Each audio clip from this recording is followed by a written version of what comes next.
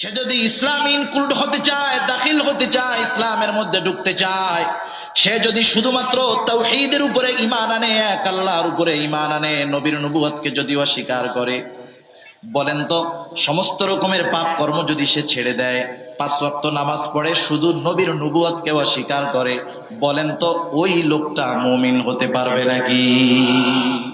আল্লাহ রাব্বুল আলামিন তার রুবুবিয়তের যত বিস্তৃত করেছেন, আমার আপনার নবীর নবুয়ত, সম্মান, ইজ্জতকে তত দূর পর্যন্ত আল্লাহ তাআলা পৌঁছিয়ে দিয়েছেন। সুবহানাল্লাহ।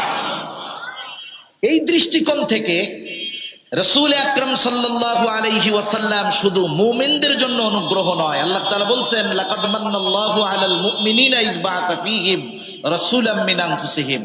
মুমিনদের জন্য তো নবী স্পেশাল অনুগ্রহ, কিন্তু সামগ্রিক দৃষ্টিকোণ থেকে তাম দুনিয়া সব সৃষ্টির জন্য আমার আপনার নবী রহমত। সুবহানাল্লাহ। কেমন এক নবী! মানবিক দৃষ্টিকোণ থেকে যদি আপনি খেয়াল করেন, আমি খেয়াল করি, এ বিষয় স্পষ্ট। তাম দুনিয়ার কোনো মানুষ যদি সে যে ধর্মের হোক, যে বর্ণের হোক, যে মতের হোক, নবীর সম্মানের ব্যাপারে কথা বলে, এখানে ধর্মীয় পরিচয় নয়, মানবিক দৃষ্টিকোণ থেকে প্রত্যেকটা মানুষের উচিত ওই নবীর বিরুদ্ধে বিষোদকারীর ব্যাপারে প্রতিবাদ করা। ঠিক কিনা? এটা শুধু ইমানি দায়িত্ব নয়, মানবিক দায়িত্ব। এজন্য দেখে থাকবেন আমাদের পাশের দেশেও কিছু মানুষ তো প্রতিবাদ করেছে, যারা অন্য ধর্মের, বৌদ্ধ ধর্মের, হিন্দু ধর্মের অনেক বড় বড় পণ্ডিত এই ব্যাপারে যে সেমিনারগুলো ভারতের মুসলমানের আয়োজন করেছে, সেখানে বিভিন্ন ধর্মীয় পণ্ডিতেরা গিয়ে রাসূল আকরাম সাল্লাল্লাহু আলাইহি ওয়াসাল্লামের শানের ব্যাপারে কথা বলেছে।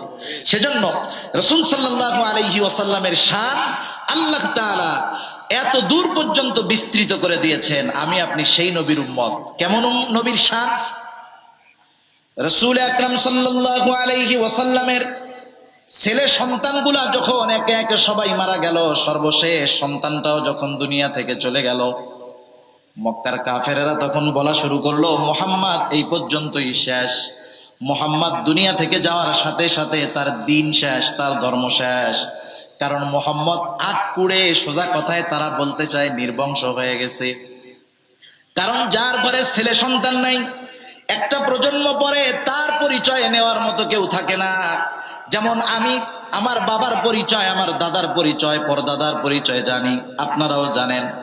কিন্তু বলেন তো, আমার পরদাদার যদি কোনো সন্তান না থাকতো, আজকে প্রায় 100 বছর পর তার নাম জানার মতো কোনো লোক দুনিয়ায় থাকতো নাকি? কোনো মানুষ দুনিয়ায় থাকতো না। কারণ 1, 2, ওই 3, 4 প্রজন্ম যাওয়া লাগবে না। আল্লাহ না করুক আপনাদের কারো যদি সন্তান না হয়, বা যার হয়েছে সে যদি মারা যায়, আমি যদি এমন অবস্থা আমারও যদি হয়, মারা যাওয়ার পরে 20-30 বছর পরে আমার কথা বলার মতো, দোয়া করার মতো এরকম একটা লোক তামাম দুনিয়ায় থাকবে না আমার জন্য। নির্বংশ হয়ে যাব, শেষ, ওই পর্যন্ত স্টপ, জিন্দেগি শেষ।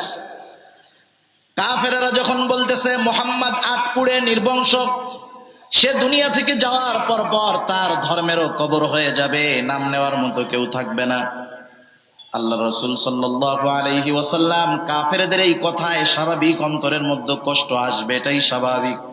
কিন্তু আল্লাহ তাআলা আমার আপনার নবীকে জানিয়ে দিলেন, ও আমার হাবিব, আমি আল্লাহ আপনার নামকে এমন ভাবে সমুন্নত করব, দুনিয়া যতদিন থাকবে দুনিয়ার মধ্যে আপনার নাম নেওয়ার লোক ততদিন থাকবে। আল্লাহ রাব্বুল আলামিন আমার আপনার নবীর নাম শান মানকে কত সুউচ্চ, কত সুমহান করে দিয়েছেন। আল্লাহ তাআলা বলেন, ওয়া রাফা'না লাকা যিকরাক, আমি আপনার স্মরণকে সমুন্নত করে দিয়েছি, সুউচ্চ করে দিয়েছি। আজকে আসেন, একজন মানুষ ঈমান আনার জন্য যা দরকার বলেন তো, তার মধ্যে নবীর নাম আছে না নাই? একজন বেধর্মী সে যদি ইসলাম ইনক্লুড হতে চায়, দাখিল হতে চায়, ইসলামের মধ্যে ঢুকতে চায়, সে যদি শুধুমাত্র তাওহীদের উপরে ঈমান আনে, এক আল্লাহর উপরে ঈমান আনে, নবীর নবুয়তকে যদি অস্বীকার করে, বলেন তো সমস্ত রকমের পাপ কর্ম যদি সে ছেড়ে দেয়, 5 ওয়াক্ত নামাজ পড়ে, শুধু নবীর নবুয়তকে অস্বীকার করে, বলেন তো ওই লোকটা মুমিন হতে পারবে নাকি? সেজন্য কোনো ব্যক্তির যদি ইমানদার হিসাবে ইমানদারদের তালিকায় থাকতে হয়, সেখানে মুহাম্মাদুর রাসূলুল্লাহর নামটা দরকার। এজন্য আল্লাহ তাআলা আমাদের কত সুন্দর ব্যবস্থাপনা করে দিয়েছেন। কালিমার মধ্যে যেই কালিমাই বলেন না কেন, কালিমায়ে তাইয়্যিবা বলেন, কালিমায়ে তাওহীদ বলেন, তামজিদ বলেন, প্রত্যেক জায়গায় আল্লাহ তাআলার নামের সাথে সাথে আমার আপনার নবীর নাম আছে না নাই? আল্লাহ তাআলা জানিয়ে দিয়েছেন যে আপনার নাম এমন ভাবে আমি সমুন্নত করেছি, প্রত্যেকটা স্থানে লাগবে। ইমানদার হতে হলে নবীজির নাম লাগবে। শুধু তাই না, একজন ঈমান আনলো, ঈমান আনার পরে সবচেয়ে উত্তম ইবাদত হলো নামাজ। ঈমান আনার পরে সবচেয়ে গুরুত্বপূর্ণ ইবাদত হলো নামাজ। নামাজ শুধু গুরুত্বপূর্ণ একটি ইবাদত নয়, কত গুরুত্বপূর্ণ ইবাদত। নামাজের দ্বারা দুনিয়াবী উপকার, পরকালীন উপকার সব কিছু লাভ হয়। এই নামাজের জন্য যখন আমাদেরকে ডাকা হয়, আগুন জ্বালায়ও ডাকা হয় না, ঢোল পিটায়ও ডাকা হয় না, আজানের মাধ্যমে ডাকা হয়। ঠিক কিনা বলেন? বলেন তো এই আজানের মধ্যে আমার আপনার নবীর নাম আছে না নাই?